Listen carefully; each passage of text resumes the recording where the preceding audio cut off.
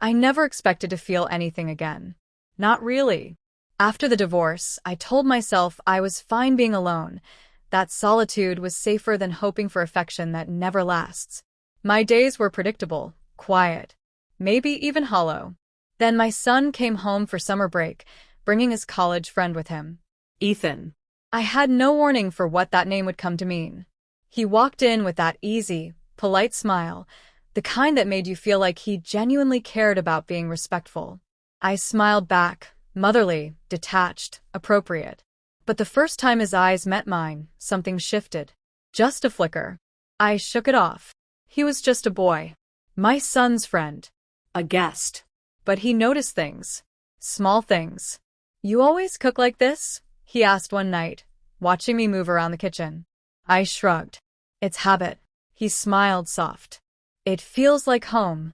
No one had said something like that to me in years. He offered to help, every time, washing dishes, wiping counters. Once, while reaching for a plate, his fingers brushed mine. Neither of us moved.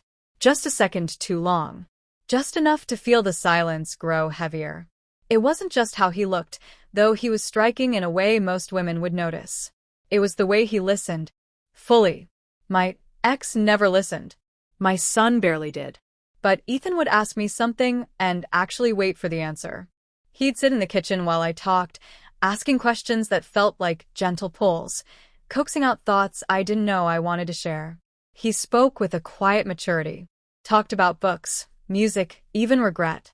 I remember him telling me about his childhood once, eyes flicking to the window as he said, "I grew up fast." I wanted to ask more, but I didn't.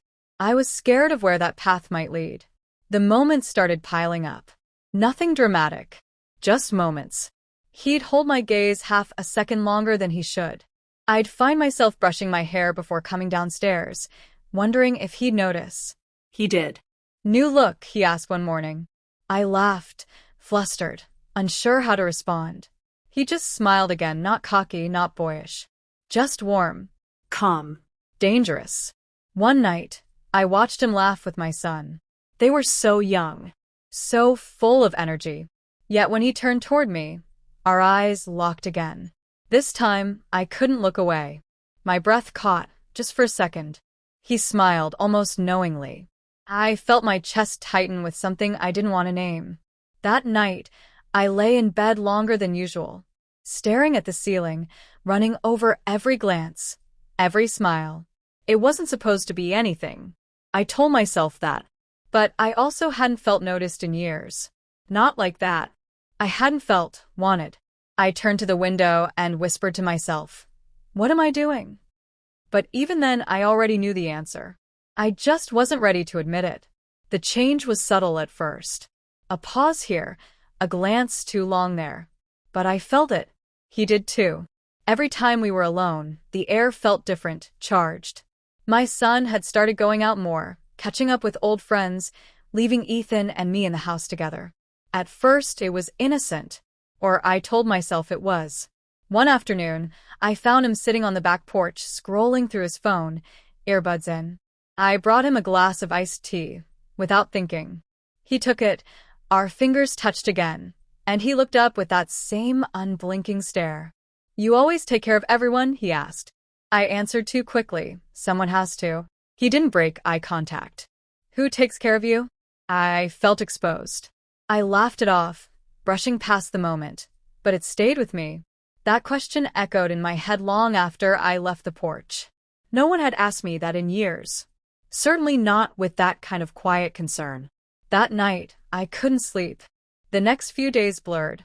I started noticing his routines, how he moved around the house, the way he always greeted me with a gentle morning, the low timbre of his voice. One morning, I walked into the kitchen and he was already there, shirtless, making eggs. "Hope you don't mind," he said.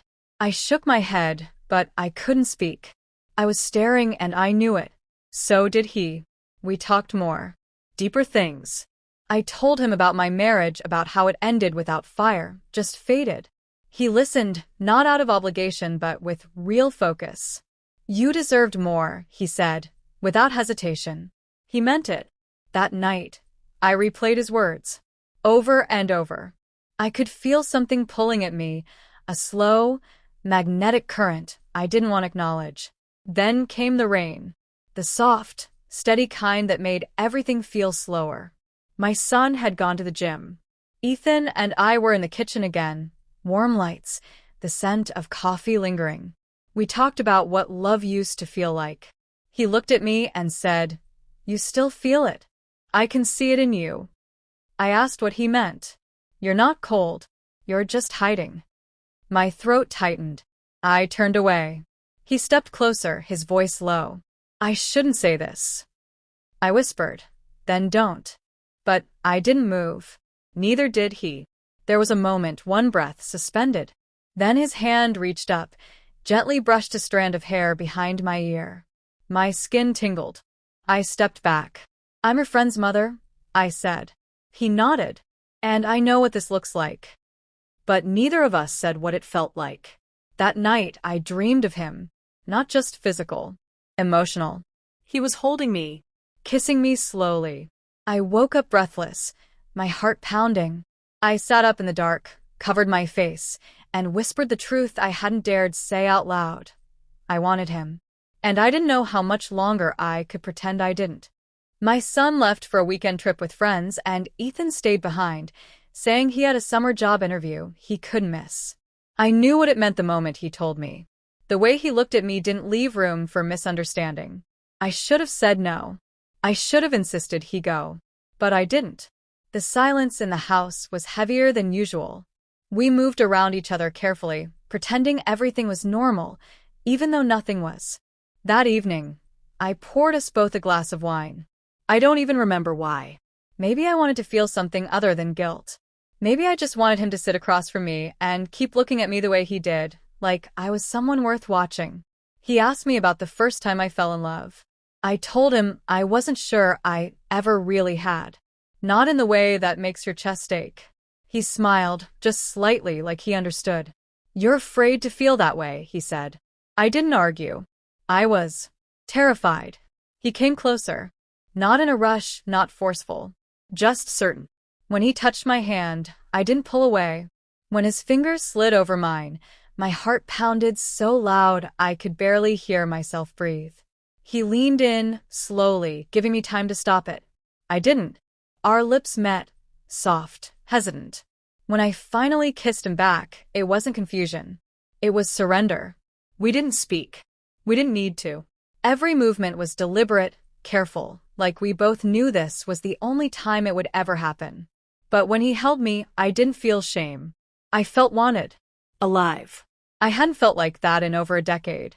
When I woke up, sunlight was slipping through the curtains. I was still in his arms. For a few minutes, we didn't move. Then reality returned like a weight. He looked at me and whispered, "I'm not sorry." I believed him, but I couldn't say the same. I got dressed without looking at him. I had never felt so full and so hollow at once. When my son came home later that night, I couldn't meet his eyes. Ethan acted normal, like nothing had changed. But everything had. Every touch, every laugh, every conversation carried more weight now. I started noticing all the ways we were slipping. A glance too long while my son was in the room, a quick excuse to be in the same hallway. The guilt didn't go away. It followed me into every room. But so did the need. I tried to convince myself it was a one-time mistake, that I could walk away from it. But I couldn't, because when Ethan looked at me now, it wasn't curiosity. It was longing. And the worst part? I felt it too. Still. More than ever. The affair didn't stop. It became a part of my routine, like a secret second life stitched between ordinary moments. Every touch, every kiss, every whisper we stole behind closed doors felt heavier with risk. And still, I let it happen. I told myself I was careful, that we were invisible. But the truth was I was reckless. Maybe part of me wanted to be caught. My son started asking questions. Subtle at first. "Everything okay?" "You seem distracted." I lied, smiled, changed the subject. But I could feel the shift. He noticed the tension, the odd silences when Ethan and I were in the same room. The casual glances that weren't casual anymore. He wasn't stupid. The breaking point came faster than I expected. One evening, I walked into the kitchen and found my son standing there, holding Ethan's phone. His face was pale, eyes wide. I didn't have to ask. I knew. He looked at me like he didn't recognize me. "Are you serious?" he asked. I couldn't speak. Couldn't breathe. Ethan came in behind me and froze. Silence stretched between the three of us, like something violent. My son walked out, slammed the door. Ethan tried to talk, but I didn't want to hear it. Not then. I sat on the couch and cried for what felt like hours. Not because I regretted feeling something again, but because of who it hurt. I had broken the one rule I swore I never would. I had put my needs before my child. And I couldn't take it back. He left that night. No fight, no begging. Just a quiet. I never meant to ruin anything. I watched him walk out the door, without saying goodbye. I didn't stop him. I didn't even stand up. Days passed in a fog. My son barely spoke to me. The house was heavy, cold. I went through the motions, but nothing felt real. I had lost the man who made me feel alive, and I had nearly destroyed my relationship with the one person who had always been there. It was too much to carry. One morning, I found a letter on the kitchen table.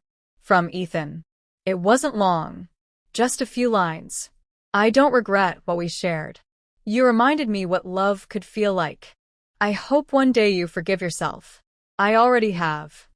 I read it 3 times before I folded it and put it away, deep in a drawer. I haven't seen him since. I don't expect to. Life doesn't offer neat endings, just the weight of choices. I live with mine every day. Some nights, I still think about him.